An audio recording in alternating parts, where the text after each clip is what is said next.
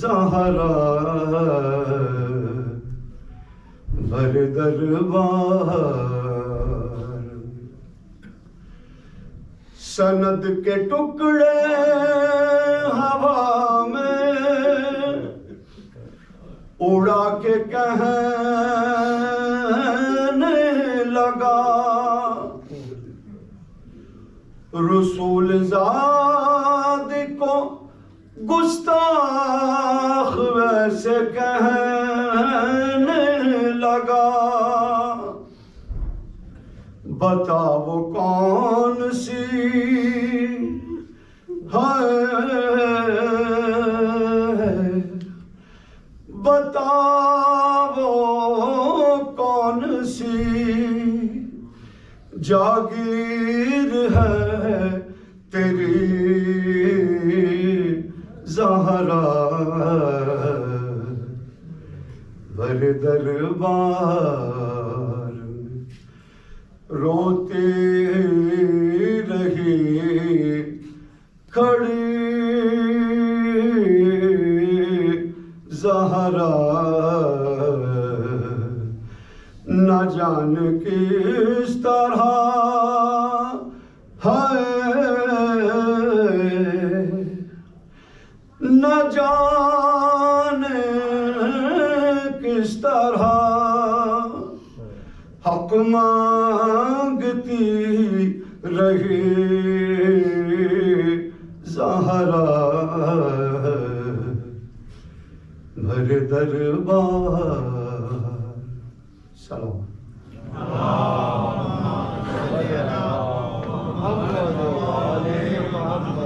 سوال اجر رسالت معاب ہونا ہے، سوال اجر رسالت معاب ہونا ہے، عدو دی کو ابھی بے نقاب ہونا ہے، علی کا بیٹا زمانے میں آنے والا ہے، ابھی تو باغ فتنہ کا حساب ہونا ہے۔ بر محمد و آل محمد صلی اللہ علیہ وسلم۔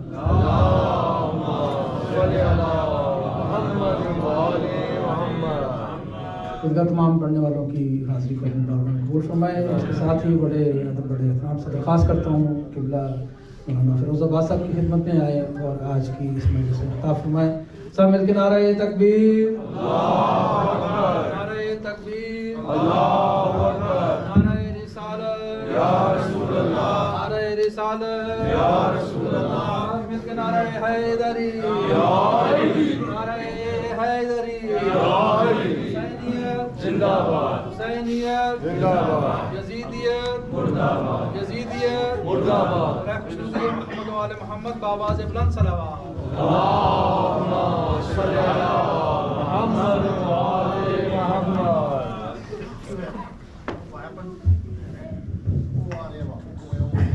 بر محمد و آل محمد بلندتر صلوات۔ اللہم صل علی محمد و آل محمد۔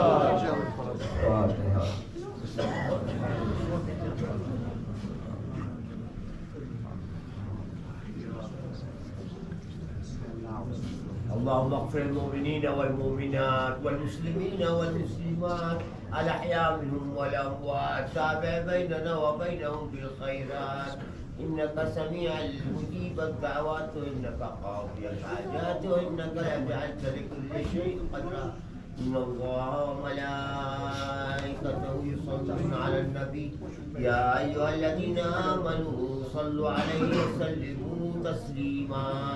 اللهم صل على محمد وآل محمد۔ لا حول ولا قوة إلا بالله العلي العظيم، حسبنا الله ونعم الوكيل، نعم المولى ونعم النصير۔ أعوذ بالله السميع العليم من الشيطان اللعين اللئيم الرجيم، بسم الله الرحمن الرحيم۔ الحمد لله رب العالمين، بارئ الخلائق أجمعين، فاطر السماوات والأرضين، الذي لم يتخذ صاحبة ولا ولدا ولم يكن له شريك في الملك، والصلاة والسلام والتحية على النبي المكي المدني الهاشمي المطلبي الأبتحي القرشي الطهامي سيدنا ونبينا وشفيع ذنوبنا وطبيب نفوسنا أبي القاسم محمد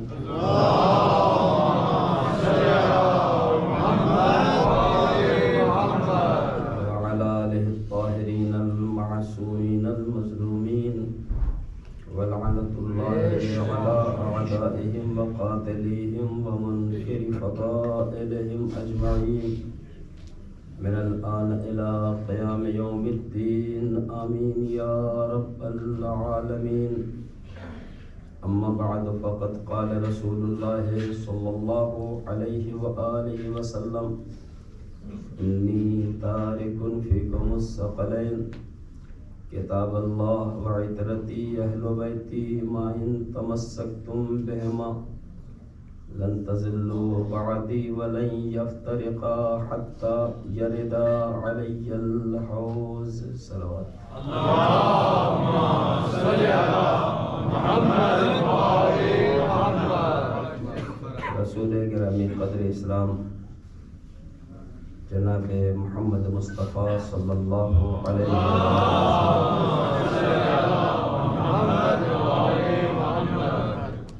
ارشاد فرما رہے ہیں میں تمہارے درمیان دو گراں قدر چیزیں، دو بھاری بھرکم چیزیں، دو وزنی اور ثقیل چیزیں چھوڑ رہا ہوں. ان میں سے ایک اللہ کی کتاب ہے اور دوسرے میری عطرت جو میرے اہل بیت ہیں. اگر تم ان دونوں سے متمسک رہے تو ہرگز گمراہ نہیں ہوگے. وَلَن يَفْتَرِقَا حَتَّى يَرِدَ عَلَيَّ الْحَوْض. اور یہ دونوں چیزیں بھی ایک دوسرے سے الگ نہیں ہوں گی یہاں تک کہ میرے پاس حوض کوثر پہ وارد ہو جائے. نبی نے دونوں کو اہم بتایا ہے، دونوں کو وزنی بتایا ہے اور دونوں کو ہم پلہ بتایا ہے. اگر فضائل و کمالات کے اعتبار سے قرآن بعظمت ہے تو فضائل و کمالات کے اعتبار سے اہل بیت بھی بعظمت ہے. اگر قرآن کریم یہ کہہ رہا ہے کہ دنیا کی کوئی خشک و تر شے ایسی نہیں جو ہم میں موجود نہ ہو، تو اہل بیت بھی آواز دے رہے ہیں پوچھو قبل اس کے کہ ہم تمہارے درمیان سے چلے جائیں. اگر قرآن کے لیے یہ کہا گیا ہے کہ اسے چھونا نہیں جب تک کہ تم پاک نہ رہو، تو اہل بیت بھی وہ ہیں کہ ان کی محبت کسی قلب میں آ ہی نہیں سکتی جب تک کہ وہاں طہارت نہ پائی جائے. اگر فضائل و کمالات کے اعتبار سے یہ دونوں بے مثال ہیں تو مصائب کے اعتبار سے بھی دونوں برابر ہیں. قرآن کریم نے بھی اپنے انداز میں وضاحت فرماتے ہوئے ارشاد فرمایا ہے قد جاءکم من اللہ نور و کتاب مبین. تمہاری اللہ کی طرف سے تمہارے پاس نور بھی آیا ہے اور روشن کتاب بھی. عزیزان گرامی، کسی بھی کتاب کو پڑھنے کے لیے روشنی کی ضرورت ہوتی ہے. بغیر روشنی کے کسی کتاب کو نہیں پڑھا جا سکتا.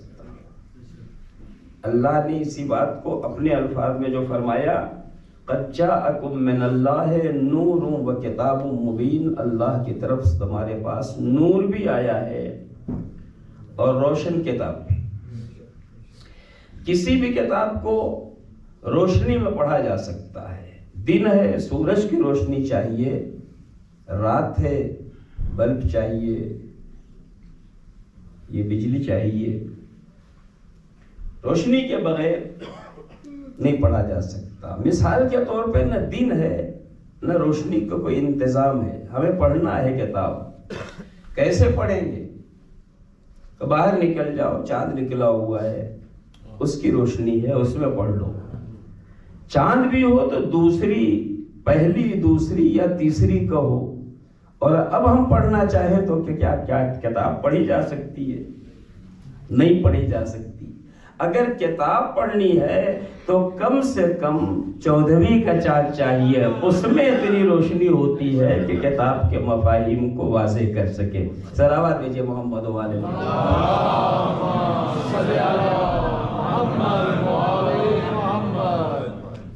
عزیزان گرامی، قرآن کریم نے اہل بیت طاہرین کی منزلت تو دنیا کے سامنے واضح کیا، اور اہل بیت طاہرین نے قرآن کریم کی منزلت کو دنیا کے سامنے واضح کیا۔ جناب امیر المومنین امام حسن و امام حسین سے وصیت میں فرماتے ہیں کہ میں تمہیں قرآن کے سلسلے میں تاکید کرتا ہوں، کہیں ایسا نہ ہو کہ لوگ عمل کے سلسلے میں، قرآن کے عمل کے سلسلے میں تم سے آگے بڑھ جائیں۔ یعنی کہنے کا مقصد کہ ائمہ قرآن کریم کے سلسلے میں تاکید فرما رہے ہیں، قرآن اہل بیت طاہرین کی محبت کے سلسلے میں تاکید کر رہا ہے، اور پیغمبر سے خطاب کرتے ہوئے ارشاد فرما رہا ہے قُلْ لَا أَسْأَلُكُمْ عَلَيْهِ أَجْرًا إِلَّا الْمَوَدَّةَ فِي الْقُرْبَى۔ پیغمبر ان لوگوں سے کہہ دیجئے جو تمہارے پاس اجر رسالت ادا کرنے کے لیے آئے ہیں کہ میں تم سے رسالت کا کوئی اجر نہیں چاہتا، اور اگر چاہتا ہوں تو اپنے قرابت داروں سے محبت اور مودت چاہتا ہوں۔ آنے والے مال و دولت دینا چاہتے تھے، آنے والے دنیا کی کچھ قیمتی چیزیں پیغمبر کے حوالے کرنا چاہتے تھے، اور پیغمبر خاموش رہ کے اللہ کے کلام، اللہ کی طرف سے وحی کا انتظار کر رہے ہیں، اور وحی نے آ کے کہا ان سے کہہ دو، رسالت کی گواہی ان سے کہہ دو کہ ہم تم سے اجر رسالت کچھ اور نہیں چاہتے، اگر چاہتے ہیں تو کس قرابت داروں سے محبت اور مودت چاہتے ہیں۔ میں کہوں گا یا رسول اللہ، یہ جو دے رہے تھے وہ کیوں نہیں لیا گیا؟ وحی کا انتظار کیوں کیا گیا؟ کہ اس لیے کہ یہ جو دینا چاہتے تھے وہ سب کے پاس نہیں تھا۔ کوئی بھی کہہ سکتا تھا ہمارے پاس دولت نہیں ہے، ہم رسالت کا اجر کیسے ادا کریں؟ کوئی بھی کہہ سکتا تھا کہ ہمارے پاس ثروت نہیں ہے، ہم رسالت کا اجر کیسے ادا کریں؟ تو ہم نے محبت کو اجر قرار دیا۔ دل سب کے پاس ہے، اب کوئی نہیں کہہ سکتا کہ ہمارے پاس دل نہیں ہے جو ہم اجر رسالت ادا کریں۔ تو عزیزان گرامی، یہ اجر رسالت ہمارے اور آپ کے لیے اتنا اہم ہے، اس کا ادا کرنا، اہل بیت طاہرین کے ساتھ محبت و مودت اختیار کرنا اتنا اہم ہے کہ اس سے زیادہ اہم کوئی اور چیز ہمارے پاس نہیں ہے۔ جو کچھ بھی ہم کرتے ہیں شریعت میں وہ ساری چیزیں اہم ہیں، نماز اہم ہے، روزہ اہم ہے، حج اہم ہے، زکوٰۃ اہم ہے، خمس اہم ہے، جہاد اہم ہے، امر بالمعروف اہم ہے، نہی عن منکر اہم ہے، تولا اہم ہے، برات اہم ہے، غربا پروری اہم ہے، غریب نوازی اہم ہے، ایک دوسرے کی خبرگیری اہم ہے، حقوق کی ادائیگی اہم ہے۔ ساری چیزیں جس کا مذہب نے حکم دیا ہے وہ سب اہم ہے، لیکن ان ساری اہم چیزوں میں سب سے زیادہ اہم چیز کیا ہے؟ اہل بیت طاہرین سے محبت و مودت اختیار کریں۔ عزیزان گرامی، میں جب اس مرحلے میں گفتگو کرتا ہوں تو یہ عرض کیا کرتا ہوں کہ ہمارے جس مذہب کے ہم ماننے والے ہیں اس میں داخل ہونے کے بعد ہمارے سامنے بہت سارے واجبات اور بہت ساری عبادات آتی ہیں، لیکن ان ساری عبادات اور ان سارے واجبات میں اگر کوئی چیز حقیقتاً واجب ہونے کی حیثیت رکھتی ہے یا واقعاً عبادت بن سکتی ہے تو وہ صرف ایک چیز ہے جسے محبت و ولایت اہل بیت عصمت و طہارت کہا جاتا ہے۔ جس دل میں شاخ الفت حیدر کھلی نہیں، جس دل میں شاخ الفت حیدر کھلی نہیں، اس کو کبھی سکون کی دولت ملی نہیں۔ ہم کو تو زندگی نے یہی درس ہے دیا، اس زندگی پہ لعنت جس میں علی نہیں۔ کل ایمان کل قرآن حق دا امام نعرے حیدری۔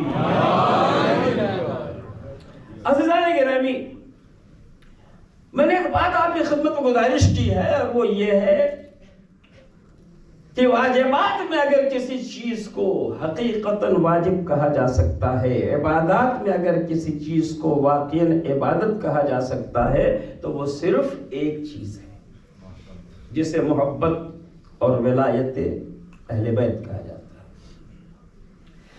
تو یہ مجمع جو میرے سامنے بیٹھا ہوا ہے بے نمازی تو نہیں ہے، ابھی نماز پڑھی ہے، روزہ بھی رکھتا ہے، حج و زکات بھی کرتا ہے، تو اس مجمع کو یہ پوچھنے کا حق حاصل ہے مجھ سے کہ مجھ سے پوچھے کہ جناب اگر ایک ہی چیز واقعاً عبادت ہے، ایک ہی چیز واقعاً واجب ہے، تو یہ نماز و روزہ و حج و زکات کیا چیز ہے جسے ہم واجب سمجھ کے کرتے ہیں؟ عزیزان گرامی، اور میرے لیے ضروری ہے کہ میں آپ کو ایسا جواب دوں جو آپ کی سمجھ میں بھی آ سکے۔ تو آپ کے سوال کے جواب میں میری یہ گزارش ہے کہ اگر ہم نمازوں کو عادتاً نہیں پڑھتے، اگر ہم واجبات کو عادتاً نہیں انجام دیتے بلکہ اس کے مسائل اور اس کے احکام سے بھی واقف ہیں، تو ہمیں اس بات کا اندازہ ہوگا کہ کوئی بھی واجب اس وقت تک مکمل نہیں ہوتا جب تک وہ بہت سارے واجبات سے نہ گزرے۔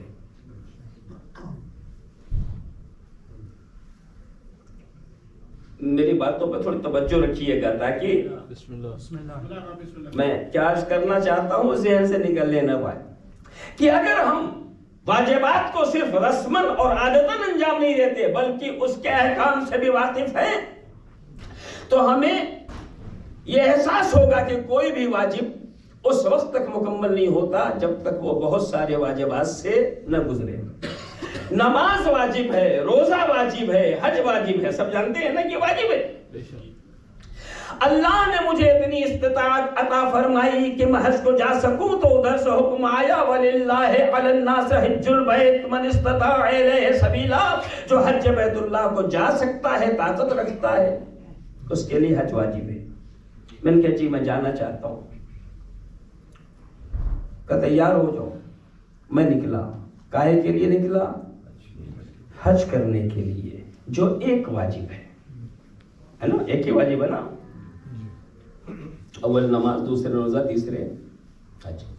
حج کے لیے نکلا جو ایک واجب ہے۔ جب تک میں حج کی حدوں میں نہیں پہنچا تھا اس وقت تک پرسکون تھا، لیکن جو ہی میں حج کی حدوں میں پہنچا یعنی میقات پہ پہنچا، مذہب نے کہا نیت کرو، واجب ہے۔ میں نے نیت کی، کب احرام پہن لو، یہ واجب ہے، میں نے احرام پہن لیا۔ کب تلبیہ کہو، یہ واجب ہے، میں نے تلبیہ کہا۔ کب حرم کی طرف جاؤ، میں حدود حرم میں داخل ہوا، کا طواف کعبہ کرو، یہ واجب ہے، میں نے طواف کیا۔ کہ اب 2 رکعت نماز طواف جا کے پڑھو، یہ واجب ہے، میں وہاں چلا گیا۔ کہ اب صفا و مروہ کی سعی کرو، یہ واجب ہے، میں نے وہ کر لیا۔ کہ اب تقصیر کرو، یہ واجب ہے، میں نے وہ کیا۔ کہ اب عرفات جاؤ، یہ بھی واجب ہے، میں وہاں گیا۔ کہ اب مزدلفہ جاؤ، یہ بھی واجب ہے، میں وہاں گیا۔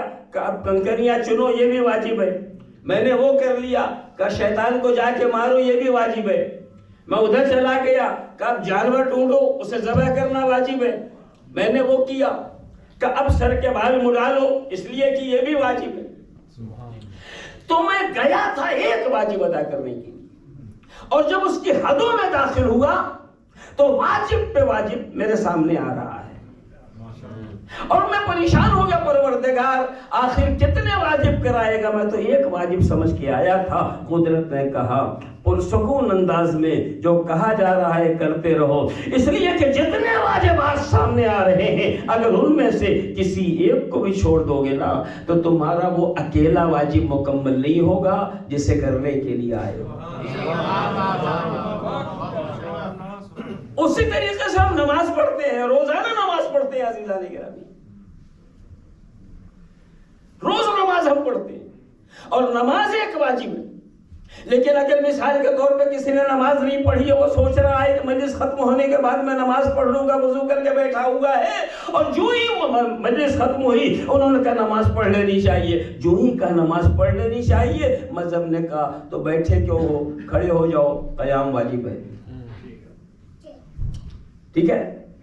وہ کھڑا ہوا کہ نیت کرو واجب ہے، نیت کی کہ اب قرات کرو واجب ہے، قرات کی کہ اب قیام متصل برکوع واجب ہے، اس سے پہلے تکبیرۃ الاحرام بھی قرات سے پہلے واجب، ادھر قیام متصل برکوع واجب، پھر رکوع واجب، پھر سجدے واجب، پھر دوسری رکعت میں تشہد واجب، پھر تیسری چوتھی یا دوسری میں سلام واجب، درمیان میں ترتیب اور موالات واجب۔ تو ایک واجب ادا کر رہے تھے، کتنے واجبات سامنے آئے؟ اب یہ عرض کروں کہ نماز میں جو واجبات ہمارے سامنے آتے ہیں ان کی دو قسمیں ہیں، ان کی دو قسمیں، کچھ جو ہیں واجب ہوتے ہیں اور کچھ واجب رکنی ہوتے ہیں۔ کسی عمارت کی دیوار کو ضرورت کے وقت ہٹایا جا سکتا ہے مگر اس کے پلر کو نہیں ہٹایا جا سکتا۔ دیوار ہٹنے سے عمارت نہیں گرے گی، پلر ہٹنے سے عمارت گر جائے گی۔ واجب اور واجب رکنی میں یہی فرق ہے۔ یہی وجہ ہے کہ اگر نماز میں کوئی چیز بھولے سے آپ کم زیادہ کر دیں اور سوچیں کیا ہوگا کہ کچھ نہیں ہوگا، آگے بڑھو، ہم بعد میں بتائیں گے تمہیں کیا کرنا، سجدے سو کرنا ہے کہ نماز احتیاط پڑھنی ہے، یہ کر لینا، نماز مکمل ہو جائے گی۔ لیکن اگر رکن چھوٹ جائے تو جہاں چھوٹے گا رکن وہی نماز باطل ہو جائے گی۔ یہاں تک اگر آپ کو یاد ہے کہ میں نے کیا کیا کہا تو اب میرا جواب آ رہا ہے عزیزان گرامی۔ میں نے کہا کہ حقیقی واجب اور حقیقی عبادت ہے ولایت اہل بیت۔ آپ نے کہا یہ نماز روزہ کیا ہے؟ میں نے کہا اگر ہم اس کے احکام سے واقف ہیں تو کوئی واجب بغیر بہت سارے واجبات سے گزرے ہوئے مکمل نہیں ہوتا۔ مثال میں نے حج اور نماز آپ کے سامنے پیش کی اور یہاں یہ بتایا کہ واجب کے دو قسمیں، واجب رکنی، واجب غیر رکنی۔ غیر رکنی چھوٹے گا بولے سے نماز بچے گی، رکنی چھوٹے گا وہیں ٹوٹ جائے گی۔ اب عزیزان گرامی، محبت و ولایت اہل بیت، عصمت و طہارت ہم مومنین پہ بالکل ویسے واجب ہے کہ اس ایک واجب کو مکمل کرنے کے لیے ہمیں بہت سارے واجبات سے گزرنا ہے۔ اسے مکمل کرنے کے لیے جن واجبات سے گزرنا ہے ان میں نماز ہے، ان میں روزہ ہے، ان میں حج ہے، ان میں زکوٰۃ ہے، ان میں خمس ہے، ان میں جہاد ہے۔ جب تک ہم ان واجبات سے گزریں گے نہیں حقیقت ولایت آل محمد تک پہنچیں گے نہیں۔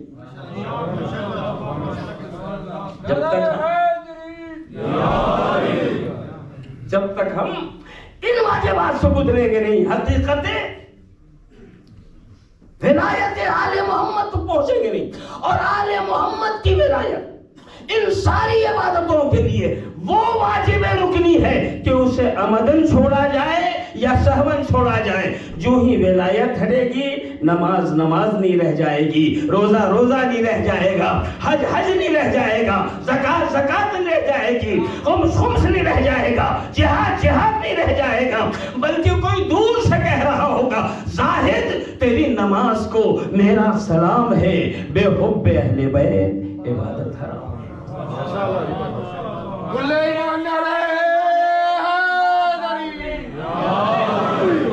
جب سے لیا ہے نام علی بات بات میں دامن علی کہا گیا ہے میرے ہاتھ میں. مشکل کے وقت جب بھی کہا یا علی مدد، مشکل خود الجھ کے رہ گئی ہے مشکلات میں. نعرہ علی. عزیزان گرامی، یہ ولایت، یہ محبت آل محمد علیہ السلام وہ اہم ترین دولت ہے کہ جس کا کوئی مثل اور جس کا کوئی نظیر نہیں ہے. ہمارے اور آپ کے چھٹے امام حضرت امام جعفر صادق علیہ السلام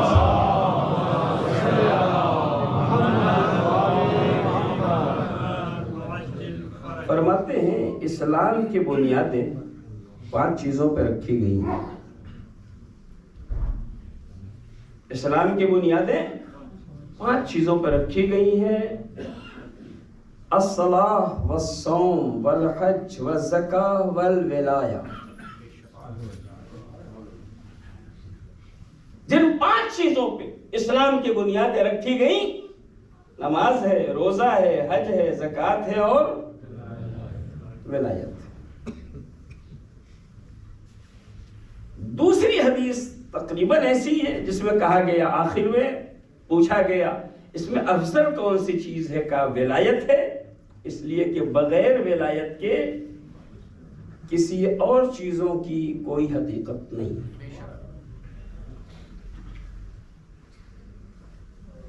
اس کے بعد پھر ایک حدیث سامنے آئی جس میں ارشاد ہوا اسلام کی بنیادیں 5 چیزوں پہ ہیں، نماز و روزہ و حج و زکات و ولایت. اور پھر کہا گیا پہلی 4 چیزوں میں چھوٹ ہے، 5ویں میں کوئی چھوٹ نہیں. کیا بات ہے.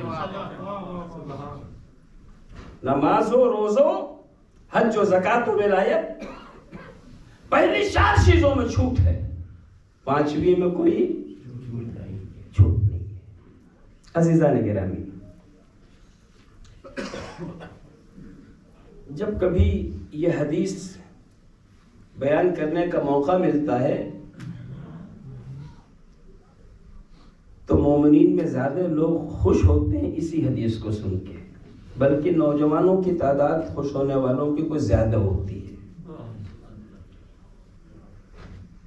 شاید وہ اس لیے خوش ہوتے ہیں اور نعرے لگاتے ہیں کہ وہ ہم سے یہ بتانا چاہتے ہیں کہ جناب یہ تو ہم بہت پہلے سے کہتے تھے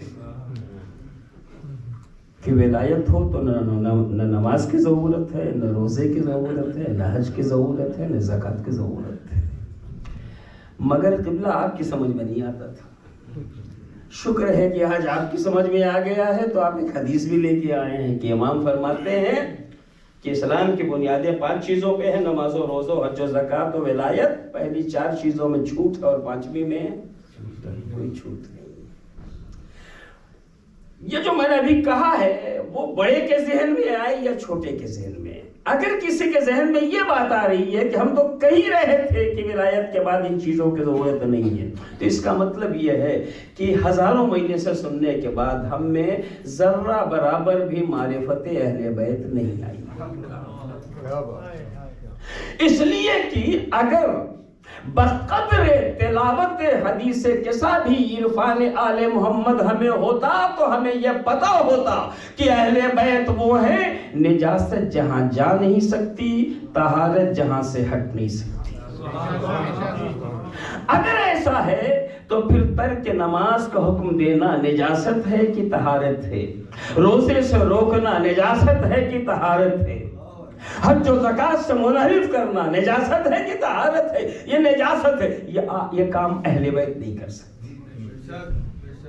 اچھا اہل بیت نہیں کر سکتے تو آپ تو کہہ رہے ہیں انہوں نے فرمایا ہے، بے شک فرمایا ہے، مگر فرمایا ہے تو پھر سمجھنے کی ضرورت ہے کہ کیا فرمایا ہے۔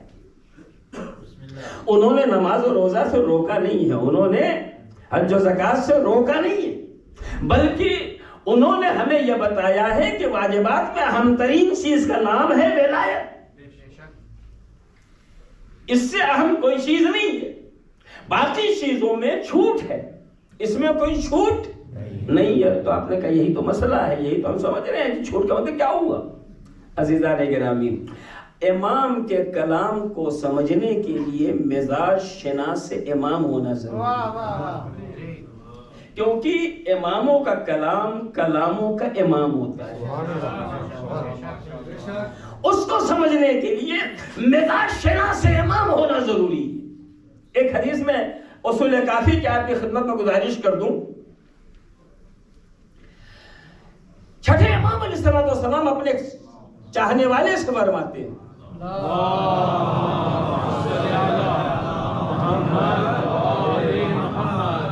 اذا عرفت فعمل ما شئت۔ امام کا ایک چاہنے والا تھا، اس سے کہا اذا عرفت فعمل ما شئت، جب تو نے ہماری معرفت حاصل کر لی ہے تو اب جو جی چاہے کر۔ کیا فرمایا امام نے؟ جب ہماری معرفت حاصل کر لی ہے تو اب جو جی چاہے کر۔ وہ بھی ہماری جیسا تھا، کچھ دیر چپ رہا، سوچتا رہا پوچھوں نہ پوچھوں، بلاخر ہمت کر ہی نہیں پوچھنے کی۔ کہتا ہے مولا آپ کی معرفت کے بعد چوری کر سکتے ہیں، جھوٹ بول سکتے ہیں، ظلم کر سکتے ہیں۔ روایت کہتی ہے کہ جب وہ یہ پوچھ رہا تھا تو امام کا چہرہ جو ہے بدل رہا، غصے کے آثار نمایاں تھے۔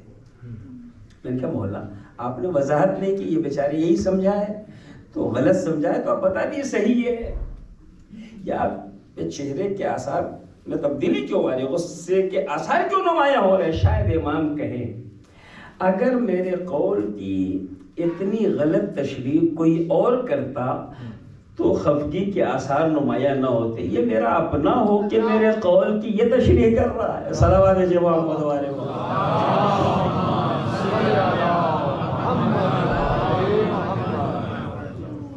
بہرحال جب وہ سوالات کر چکا تو امام نے جواب میں کہا انا للہ و انا الیہ راجعون۔ نہ ہاں کہا نہ نہیں کہا، کیا فرمایا؟ انا للہ و انا الیہ راجعون۔ یہ کب پڑھا جاتا ہے؟ جب کوئی مر جاتا ہے، جب کسی کی مفارقت ہوتی ہے تو کہا جاتا ہے انا للہ۔ امام نے کب کہا؟ جب قول امام کا چاہنے والے نے غلط ترجمہ کیا، غلط مفہوم نکالا تو امام نے کہا انا للہ۔ یعنی امام نے ہمیں ایک معیار دیا کہ جب بھی ہماری حدیثوں کا غلط انداز سے ترجمہ کیا جائے اور ہمارے حدیثوں کی غلط وضاحت کی جائے تو جو کر رہا ہے اور جو سن رہا ہے اس کے لیے انا للہ پڑھو، اس لیے کہ فکریں مردہ ہو چکی ہیں۔ اگر زندگی کی رمق باقی ہوتی تو ایسا نہ ہوتا۔ صلوات بھیجے محمد و آل محمد۔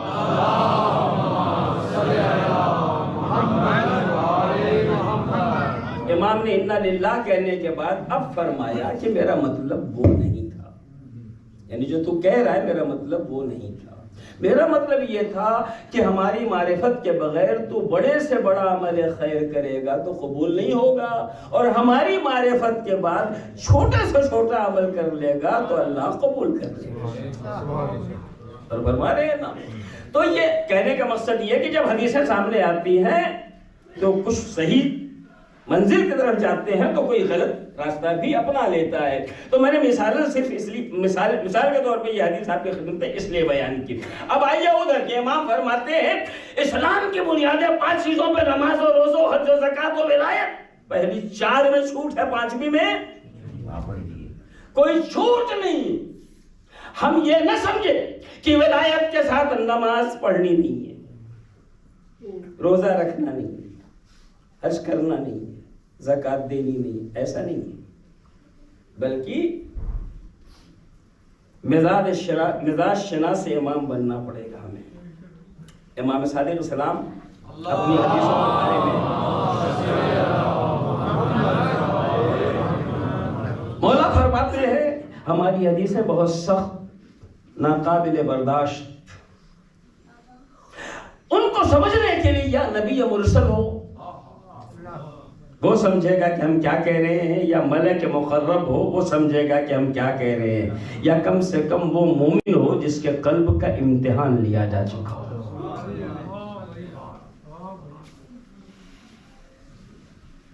یوں ہی جو ہے نہج البلاغہ کو اخت قرآن نہیں کہا جاتا، وہ اللہ کا کلام ہے، یہ امام کا کلام ہے، مگر بلندیاں اگر دیکھی جائیں تو بلندیاں وہاں بھی ہیں، بلندیاں یہاں بھی ہے۔ تو امام کا کلام ہمارے جیسا نہیں ہوتا۔ امام کیا فرماتے ہیں؟ 5 چیزوں پہ بنیاد ہے، 4 میں چھوٹ، 5ویں میں کوئی چھوٹ نہیں۔ تو آپ نے کہا اتنی دیر سے آپ بولتے رہیں گے یا بتائیں گے کہ امام کیا کہنا چاہ رہے ہیں؟ آئیے میں آپ کو بتا دوں عزیزان گرامی، آج کے دن ایک بچہ بالغ ہوا ظہر کے وقت، اس نے کہا پروردگار آج مجھ پہ نماز واجب ہوئی ہے ظہر کی، کہا پڑھ لو، کہا کتنی پڑھوں؟ کہا 4 رکعت۔ تو پتہ نہیں ہے، کہاں پتہ ہے، مگر پڑھوں کتنی؟ کبھی جب پتہ ہے تو 4 رکعت پڑھو۔ تو کہا پروردگار مگر میں مسافر ہوں۔ اوہو مسافر ہو 2 ہی پڑھ لو، جھوٹ ہے۔ ماہ رمضان ہے، قرآن نے کہا اے لوگوں تم پہ روزے ویسے فرض کیے گئے جیسے ان لوگوں پہ جو تم سے پہلے گزرے ہیں۔ ہم نے کہا رکھتے ضرور، کہا نہیں رکھو گے؟ کہا نہیں۔ ہم نے کہا پوچھا گیا کیوں؟ ہم نے کہا بیمار ہے۔ اچھا بیمار ہو مت رکھو۔ حج کا وقت آیا، ہر مسلمان پہ حج واجب تھا، ہمارا بھی جی چاہ رہا ہے تو نہیں جاؤ گے؟ ہم نے کہا نہیں۔ کہا کیوں؟ کہ اس لیے کہ استطاعت نہیں ہے۔ زکوٰۃ کا وقت آیا، ہم نے کہا میرا بھی جی چاہ رہا ہے زکوٰۃ نکالی جائے گا، پھر نکالو نہ، کہا نہیں نکالے گا۔ کہا کیوں؟ کہ اس لیے کہ کوئی چیز نصابی تک نہیں ہے۔ ٹھیک ہے، تو ایک آدمی مسافر ہے نماز میں چھوٹ ہو گئی، ایک آدمی بیمار ہے روزے میں چھوٹ ہو گئی، ایک آدمی کے پاس استطاعت نہیں ہے حج میں چھوٹ ہو گئی، ایک آدمی کے پاس نصاب نہیں ہے زکوٰۃ میں چھوٹ ہو گئی، مگر ولایت و محبت اہل بیت عصمت و طہارت اس عظیم عبادت کا نام ہے۔ آدمی مسافر ہے تو چھوٹ نہیں ہے، آدمی بیمار ہے تو چھوٹ نہیں ہے، آدمی مستطیع ہے تو چھوٹ نہیں ہے، آدمی غیر مستطیع ہے تو چھوٹ نہیں ہے۔ ہر عبادت میں چھوٹ دی جا سکتی ہے مگر عبادت ولایت میں کوئی چھوٹ نہیں مل سکتی۔ سلامات ہے محمد والے۔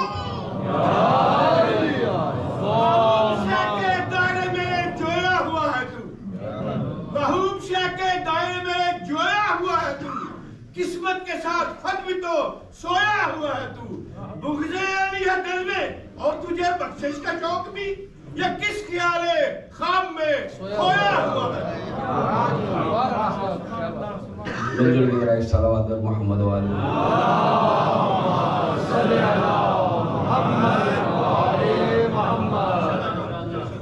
عزیزان گرامی، تو آپ نے محسوس کیا کہ یہ اس واجب کو ولایت کہا جاتا ہے جس میں ایک لمحے کی بھی چھوٹ نہیں دی جا سکتی۔ اور یہ ولایت اس درجہ عام ہے کہ جب انسان نہیں قافلے انسانی لوگ سب کے سب جوخ در جوخ میدان محشر میں جا رہے ہوں گے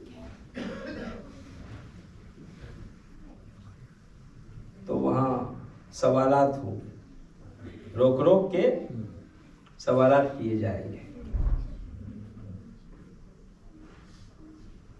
سعدی شیرازی کہتے ہیں روز محشر کی جاں گداز بھگت اولی پرش سے نماز بھگت۔ محشر کا دن جو جان کو پگھلا دینے والا ہوگا، سب سے پہلا سوال کہے کا ہوگا؟ تو جگہ جگہ سوالات ہوں۔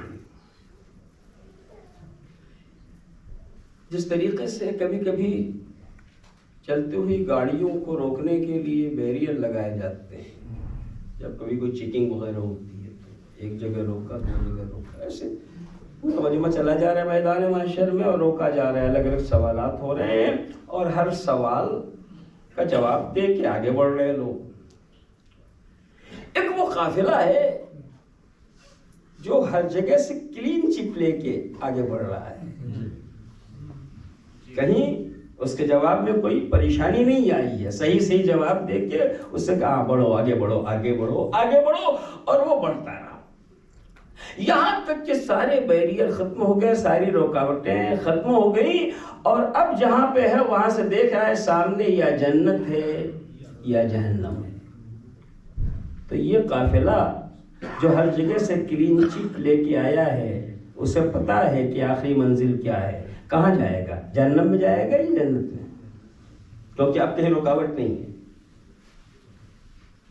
ظاہر ہے کہ جب اسے کہیں روکا ٹوکا نہیں گیا ہے، ہر جگہ بڑھنے کی اجازت مل گئی ہے، تو اب یہ سوچے گا بس معاملہ تمام ہو گیا، اب سیدھے جنت میں چلو۔ جب یہ قافلہ جنت میں جا رہا ہے تو اچانک محشر کی فضا میں ایک آواز گونجی، وَقِفُوهُمْ إِنَّهُمْ مَسْئُولُونَ۔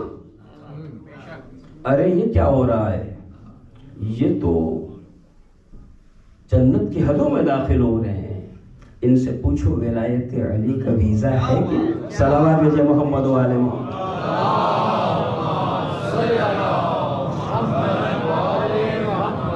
وقفوہم انہم مسئولون، روکو، ان سے کچھ پوچھا جانا باقی رہ گیا ہے۔ اے پروردگار سب کچھ تو پوچھا جا چکا ہے، کیا باقی رہ گیا ہے؟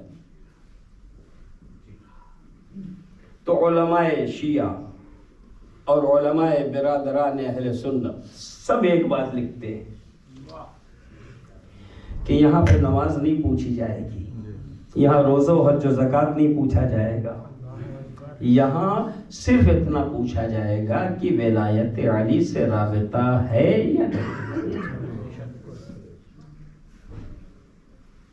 میں کہوں گا پروردگار جب جنت و جہنم کا فیصلہ تجھے ولایت علی پہ کرنا ہے تو پھر یہ نماز روزہ کرایا کیوں تھا؟ ہم نے زحمتیں جھیل جھیل کی ساری عبادتیں کی ہیں، تو یہ کیوں کرایا تھا؟ آخری فیصلہ جب اسی پہ ہونا تھا، اور اگر اسی پہ ہونا تھا تو ذرا سا یہاں بھی نماز روزہ پوچھ لیتا پروردگار، تاکہ احساس ہوتا کہ یہ سب ضروری تھا اس کے یہاں تک آنے کے لیے، مگر یہاں کچھ نہیں پوچھا، صرف ولایت کو پوچھا جا رہا ہے۔ تو شاید قدرت آواز دے، ہر جگہ ہر بات نہیں پوچھی جاتی، ہر جگہ ہر بات نہیں پوچھی جاتی۔ کیا مطلب؟ کا مطلب یہ ہے کہ اگر کسی جگہ سے کسی جگہ تک پہنچنے کا کوئی روٹ ہے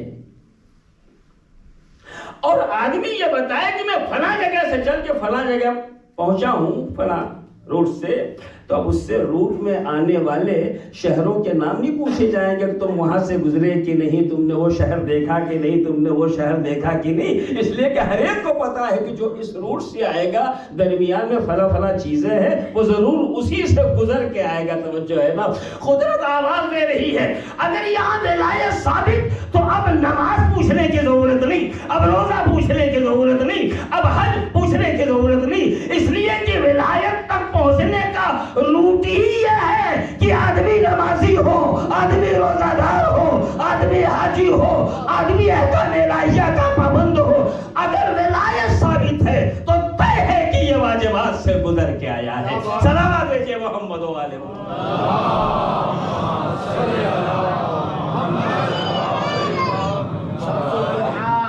شمس الضحى بدر الدجى صدر العلا نور الهدى كاف الورى نار حیدری عزیزان گرامی، مگر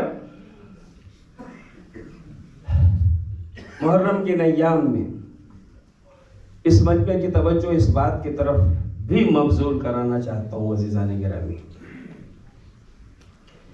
کہ ہم لفظ ولایت پہ بے انتہا خوش ہوتے ہیں۔ اللہ ہمیں مزید توفیق دے کہ ہم اہل بیت طاہرین کی ولایت سے متمسک رہیں اور اس لفظ کو سننے کے بعد مزید خوش ہوں۔ لیکن کبھی ہم نے اس بات کو سوچا کہ اللہ نے اس ولایت کو اتنی اہمیت کیوں؟ جب اہمیت پہ آتے ہیں تو نماز بہت اہم ہے۔ علماء صاحب نے سنا ہوگا ان قبلت قبل ما سواہا، اگر یہ قبول سب قبول، یہ رد سب رد۔ لیکن جب ولایت کی باری آتی ہے تو کسی چیز کی کتنی ہی اہمیت سنی ہو، اگر یہ نہیں تو کچھ نہیں۔ اور ہمارے تو ولایت کو اتنی اہمیت مذہب میں کیوں دی گئی ہے؟ قرآن نے ولایت کا تذکرہ مسلسل کیا، نبی کریم نے ولایت کا تذکرہ مسلسل کیا، اہل بیت طاہرین نے اس کی طرف ہمیں اور آپ کو متوجہ کیا۔ کوئی تو وجہ ہوگی عزیزوں۔ بھائی یہاں پہ میں آپ کی خدمت میں گزارش کرنا چاہوں گا عزیزان گرامی کہ ولایت صرف خوشی کے لیے ہمارے حوالے نہیں کی گئی ہے، ولایت صرف نعروں کے لیے ہمارے حوالے نہیں کی گئی ہے، ولایت صرف سبحان اللہ کے لیے ہمارے حوالے نہیں کی گئی، بلکہ ولایت ہم سے کچھ تقاضے رکھتی ہے، ولایت ہم سے کچھ مانگ رہی ہے، ولایت ہم سے کچھ چاہ رہی ہے۔ اور وہ کیا چاہ رہی ہے؟ ہم اور آپ بچپن سے لے کر عمر کے آخری لمحے تک اعمال خیر انجام دینے کی کوشش کرتے ہیں، چاہے نماز روزہ ہو یا مجلس ماتم ہو یا جلوس عزا ہو، کرتے رہتے ہیں۔ ہم نے کہا بھائی کب تک کیجیے گا؟ اب عمر آپ کی 90 برس ہو گئی ہے، اب آپ چل پھر نہیں پا رہے ہیں۔ تو غصے ہو کے ان بزرگ نے کہا آپ سے مطلب ہم کر رہے ہیں تو آپ کو کیا تکلیف ہے؟ ہم نے کہا مگر کیوں کر رہے ہیں آپ؟ یہ کیوں کر رہے ہیں؟ بس کیجئے، کل طاقت تھی کیا تھا، آج طاقت نہیں ہے، چھوڑ دیجئے۔ تو کہا ہم کرتے رہیں گے۔ ہم نے کہا مگر کیوں کریں گے؟ شکریہ، مگر کیوں کریں گے؟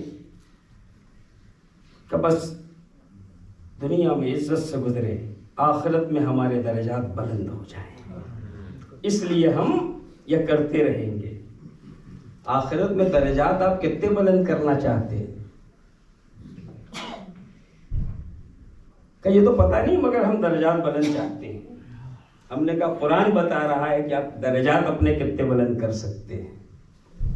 قرآن کہتا ہے یا ایھا الذین آمنوا اتقوا اللہ وکونوا مع الصادقین، اے ایمان والو تقوی اختیار کرو اور سچوں کے ساتھ ہو جاؤ۔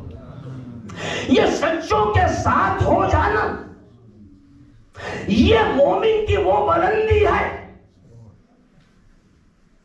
کہ ہزار کوشش کر کے بھی مومن اس سے آگے نہیں جا سکتا۔ کیا بات، کیا بات۔ کسی کا انتقال ہوا، میں نے کہا خدا اسے جنت عطا فرمائے، تو بڑی بات کہی میں نے، لیکن پھر خیال ہوا مگر مومن بہت پکا تھا، مجھے کچھ اور کہنا چاہیے۔ میں نے کہا پروردگار اسے جنت الفردوس میں جوار اہل بیت عطا فرما۔ اتنا کہہ کہ اب میرے پاس بھی کوئی لفظ نہیں رہ گیا کہ آگے بڑھ کے کہہ سکوں، ٹھیک ہے نا؟ تو جوار اہل بیت، مومن جو عمل کر رہا ہے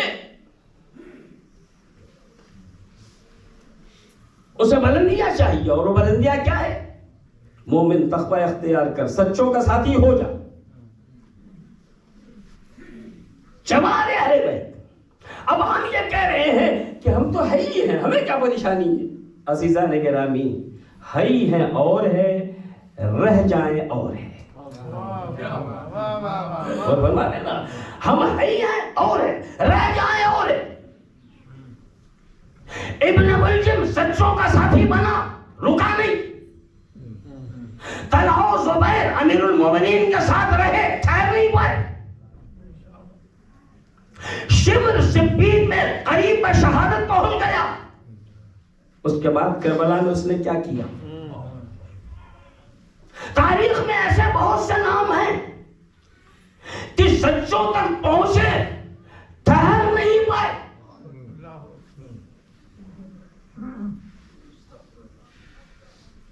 میں آپ کو یہی پیغام دینا چاہتا ہوں محرم کے حوالے سے عزیزان گرامی، کہ اگر ہم اہل بیت کی ولایت سے متمسک ہیں تو ہمیں اس بات کا خیال رکھنا ہوگا کہ صرف ہم قریب نہ جائیں، ان کے ساتھ ہی رہ جائیں. اور یہ کب ہوتا ہے؟ یہ ہوتا اس وقت ہے عزیزان گرامی کہ ساتھی کب بنتا ہے انسان؟ جب ہر طریقے سے ہم آہنگی ہو، ذہنی، فکری، ہے نا، ہم آہنگی ہو، تب آدمی ساتھی بنتا ہے. اب پھر میں پلٹ کے آپ کے ذہنوں کی اس بات کی طرف لے جانا چاہوں گا کہ ہمیں ولایت کے ساتھ ساتھ نماز و روزے کا جو حکم دیا گیا ہے اس کی وجہ کیا ہے؟ اس کی وجہ یہ کہ اللہ ہر عمل کے ذریعے ہم میں طہارت چاہتا ہے. نجس ہو غسل کر لو تاکہ پاک ہو جاؤ. ہر ہمیشہ تمہیں چاہیے باوضو رہو تاکہ پاک ہو جاؤ. وہاں ظاہر پاک کرنا ہے، یہاں باطن پاک کرنا ہے. نمازیں پڑھو. کیوں نمازیں پڑھے؟ تاکہ پاک ہو جاؤ. ارے نمازوں کا پاکی سے کیا تعلق ہے؟ اس میں تو اٹھنا بیٹھنا ہے. کہ نہیں، اٹھنا بیٹھنا ظاہر بظاہر ہے. نماز اٹھنے بیٹھنے کو نہیں کہا جاتا. نماز کی قرآن نے نماز کا مفہوم بتایا ہے، ان الصلاۃ تنہی عن الفحشاء والمنکر. نماز اٹھنے بیٹھنے کو نہیں کہا جاتا. نماز اس عمل کو کہا جاتا ہے جو آدمی کو برائیوں اور بے حیائیوں کو ختم کرے. روزوں کے ذریعے بھی وہی تقویٰ. اپنے وجود کو پابند امر حق بناؤ تاکہ تمہیں تقویٰ پیدا ہو، یعنی پاکیزگی پیدا ہو. زکوٰۃ نکالو تاکہ پاکیزگی پیدا ہو. خمس نکالو تاکہ پاکیزگی پیدا ہو. اور فرما رہے ہیں وضو، نماز، روزہ، جو کچھ بھی ہے. میرے پاس اب ٹائم نہیں ہے اس لیے میں بہت ایک لفظوں یعنی لفظ صرف استعمال کر رہا ہوں. ہر چیز کا مقصد ہے ہمیں پاک کرنا. وضو کے ذریعے پاک کرنا ہے، غسل کے ذریعے پاک کرنا ہے، نمازوں کے ذریعے پاک کرنا ہے، روزے کے ذریعے پاک کرنا ہے، حج و زکوٰۃ کے ذریعے پاک کرنا ہے، خمس کے ذریعے پاک کرنا ہے. یہ خمس نکالو، یہ زمین پاک ہو، یہ آسمان پاک ہو، یہ دیواریں پاک ہو، یہ پانی پاک ہو، یہ کھانا پاک ہو، یہ ساری چیزیں پاک ہو تاکہ تم کھاؤ تو تمہارا لہو پاک ہو، تمہاری فکر پاک ہو، تمہاری تربیت پاک ہو، تمہارا ماحول پاک ہو، تمہارا مزاج پاک ہو. اے پروردگار، ہم نجاست میں رہنے والوں کو تو طہارتوں کے اتنا پابند کیوں بنانا چاہ رہا ہے؟ کہ اس لیے کہ جو تمہاری آخری منزل ہے وہاں طہارتیں اتنی ہیں کہ پہلے سے عادی نہیں بنو گے تو وہاں پہنچ تو جاؤ گے، ٹھہر نہیں پاؤ گے.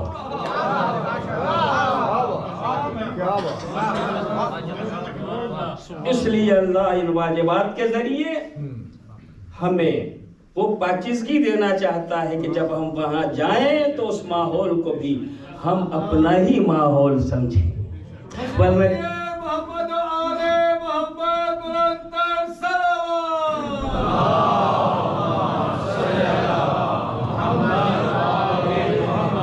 قرآن ورنہ بہت سارے لوگ جو ہیں راستے سے ہٹے، پہنچ کے بھی انہیں واپس آنا پڑا. ویسے ہی کوئی بھی قریب جا کے واپس آ سکتا ہے، کوئی نہ کوئی نجاست انہیں اہل بیت سے دور کر دے گی. عزیزان گرامی، میں آپ کی خدمت میں گزارش کرنا چاہتا ہوں کہ کربلا کی سرزمین پہ حسین بلاتے رہے، حلمی کے صدا دیتے رہے، نجاستیں یہاں نہیں آ سکتی، اور جو طہارتیں تھیں وہ دور دور سے سمٹ کے آ گئی. حسین انہیں الگ کر رہے ہیں، کہہ رہے ہیں چلے جاؤ، تو وہ جانے کے لیے تیار نہیں. آج کی تاریخ وہ تاریخ ہے جس میں شہادت تو سبھی کی ایک دن ہوئی ہے، لیکن ہم نے اہم ترین شہداء کا ذکر ہو جائے اس لیے ہر ایک کے لیے الگ الگ تاریخیں معین کر دی، اور آج کی تاریخ ان شہداء میں جن شہیدوں سے نسبت رکھتی ہے وہ جناب زینب اولیاء مقام کے دونوں فرزند ہیں،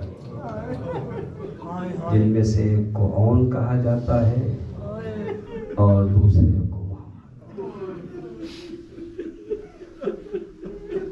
میں نے ایک دن اشارتاً آپ کی خدمت میں گزارش کی تھی کہ جب بی بی مدینے سے چلی ہیں تو اپنے شوہر کے پاس گئی اور عجیب و غریب انداز میں شوہر کو خبر دی کہ میرا بھائی مدینہ چھوڑ رہا ہے، اور اس وقت جناب عبداللہ نے نہ صرف اجازت دی بلکہ اپنے ان دونوں بچوں کو حوالے کیا، جائیے اگر کہیں حسین کا کوئی وقت آ جائے تو ایک کو میری طرف سے قربان کیجیے گا اور دوسرے کو اپنی طرف سے قربان کر دیجیے۔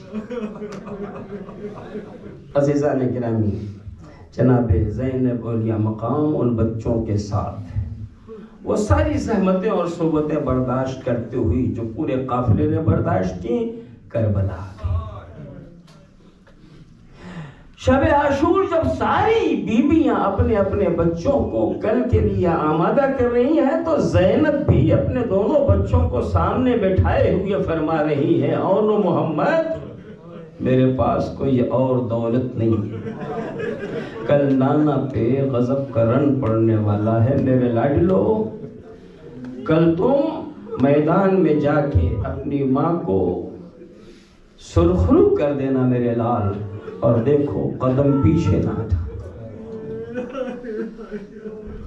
دوسرا دن آیا جب شہداء نے اجازت لے لے کے میدان میں جانا شروع کیا، یہ بچے بھی بار بار امام کے پاس جا رہے ہیں، ماموں ہمیں بھی اجازت دے دیجیے، مگر امام کسی نہ کسی ذریعے سے روک رہے۔ بالآخر وہ وقت آیا جب دونوں بچوں کو اجازت دی گئی، دونوں بچے جب میدان کارزار میں گئے ہیں تو جناب جعفر طیار کی طریقے سے جنگ کر رہے ہیں۔ بالآخر فضہ نے جناب زینب اولیاء مقام کو خبر دی، بی بی دونوں بچے فرات کی طرف بڑھ رہے ہیں۔ جو ہی زینب نے یہ سنا کہ دونوں بچے فرات کی طرف بڑھ رہے ہیں، اچانک در خیمہ پہ آ کے آواز دی، اونو محمد میرے لاڈلو، سنا ہے تم لوگ فرات کی طرف بڑھ رہے ہو، خبردار پانی کو منہ نہ لگانا، حسین کے ننھے ننھے بچے قیام حسینی میں آتش کی صدائیں دے۔ بچے میدان میں گئے، لڑے، کشتوں کے کشتے لگائے، اور بالآخر زخموں سے چور ہو کے زمین پہ آئے اور ماموں کو آخری سلام کیا۔ اونو محمد کی آواز سن کے امام عالی مقام میدان کارزار کی طرف جاتے ہیں، دونوں کا لاشا اٹھا کے کنج شہیدہ میں لا کے رکھتے ہیں۔ جناب زینب کو پتا چلا بچے آ گئے ہیں، نکلی، ماں کی ممتا نے پہنچایا ان کے لاشوں تک، چاہا کہ بیان کروں، اور پھر ایک مرتبہ کہتی، نہیں اونو محمد میں تمہیں نہیں روؤں گی، شکر کروں گی کہ میرے بھیا کا علی اکبر ابھی زندہ ہے، شکر کروں گی کہ میرا بھائی ابھی محفوظ ہے۔ وہ دن اور پھر سارے ایام جو درمیان میں آئے گزرتے چلے گئے، زینب نے کبھی اونو محمد کا ماتم نہیں کیا، کربلا سے کوفہ، کوفہ سے شام، علی کی بیٹی اونو محمد کو نہیں رو رہی ہے، زندان شام میں بھی اونو محمد کو آنسو نہیں بہائے جا رہے ہیں۔ جب وہاں پہلی مجلس ہوئی، وہاں سے رخصتی کے وقت زینب اولیاء مقام نے کہا یزید سے کو حجرہ خالی کرے تاکہ شہیدوں کا ماتم کر لیں۔ ایک ایک شہید کا سر آنا شروع ہوا، ہر بیوی اپنے اپنے شہید کے سر کو اپنے سینے سے مگر زینب اور محمد کو آنسو بہانے کے لیے آمادہ نہیں. یہی وجہ ہے جب دو سر بیویوں کے درمیان آئے، ایک ہاتھ سے دوسرے ہاتھ میں جا رہے ہیں، دوسرے سے تیسرے ہاتھ میں جا رہے ہیں، کہیں رک نہیں رہے ہیں. شام کی عورتیں کہتی ہیں کیا ان کی بے کس ماں اس دنیا میں نہیں ہے؟ زینب نے تماشے مارے، بیویوں ایسا نہ کہو میں ان کی ماں ہوں، مگر میں انہیں آنسو نہیں بہاؤں گی، بلکہ اپنے بھائی حسین کو آنسو بہاؤں گی جن پہ رونے کے لیے ان کی ماں موجود ہے. عزاداران امام علی مقام، زینب کربلا آ گئی، سب نے اپنے شہیدوں کا ماتم کیا، مگر زینب نے اون و محمد کا ماتم نہیں کیا. مدینے آئی، ہر ایک کا پرسہ دیا، مگر اون و محمد پہ آنسو نہیں بہائے. ایک دن جب جناب عبداللہ کے گھر گئی ہے اور جناب عبداللہ نے جناب زینب علیہ مقام کو سہارا دیا اور حجرے کی طرف لے کے بڑھے کہ آپ بیرونی میں کو تشریف فرمائیں. جب حجرے میں اس حجرے میں پہنچی جہاں اون و محمد کے ننھے ننھے مصلے بچھے ہوئے تھے، ایک مرتبہ صدر کا بند ٹوٹا، شہزادی نے کربلا کا رخ کیا. ارے میرے لاڈلو اون و محمد، ماں مدینے آ گئی، تم مدینے نہیں لوٹے، آؤ کہ ماں تمہارا انتظار کر رہی ہے کہ بغیر تمہارے زندہ